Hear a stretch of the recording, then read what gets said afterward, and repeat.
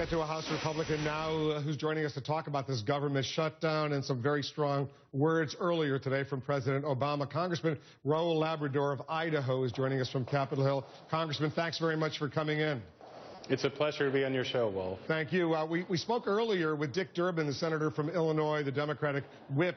He said he thinks it's very likely the president will call the Republican and Democratic leadership in the House and the Senate, invite them to come over to the White House, go into some sort of room and try to work this out. Have you heard anything along those lines?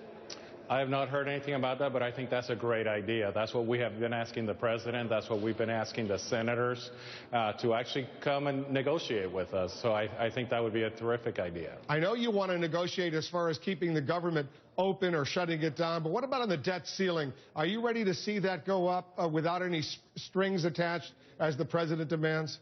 I am not. If you think about the debt ceiling, we need to make sure that we have something dealing with the debt, that we have something dealing with spending.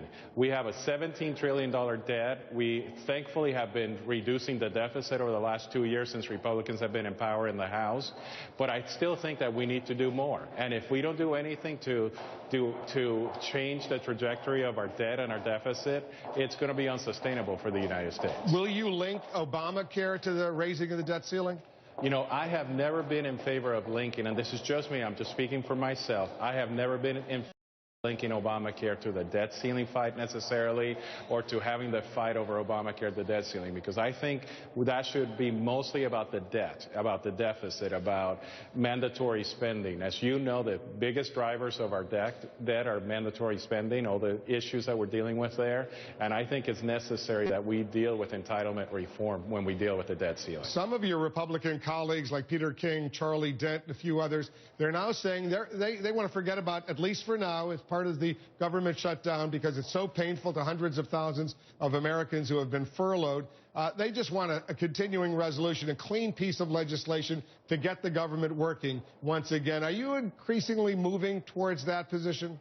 I'm not, and in fact, the entire conference is not moving towards that position. If you saw what happened yesterday, Peter King and Charlie Dent tried to vote against the rule, and they tried to thwart the plan that we had here in the House of Representatives, and they got maybe 3 or 4 people to follow them. The reality is that the majority of the Republican conference is with me, that we need to have the fight here on the CR, that we need to make sure that we have this discussion about Obamacare. But it's greater than Obamacare, Wolf. It's the failure of the Democrats to come to the negotiating table and negotiate with us. Think about we've had 4 appropriations bills actually go to the Senate, and the Senate refuses to take them up. That's never happened in our history, where you have one House of Congress that refuses to take up proper appropriations bills that have been passed by the House of Representatives. We asked our Twitter followers to send us some suggested questions. We got this one in for you, Congressman. Do you feel that a government shutdown will harm the credibility and integrity of the Republican Party in the long run? What's your answer? I do not. I think when the American people see that we're trying to be reasonable, we've been asking to keep the government open. We haven't been talking about a government shutdown. It's actually the Democrats who've been talking about the government shutdown.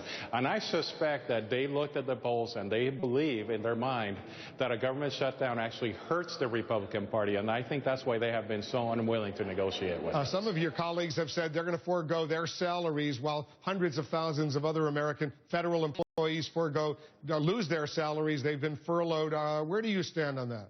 You know, I have asked the administration, the administrative office here in Congress, to hold my salary until we're done with this government shutdown. No salary free. What is it, like $170,000, $180,000 a year? Is that what you make? Correct. All right, so we'll see what happens on that front. Congressman, thanks very much for coming in.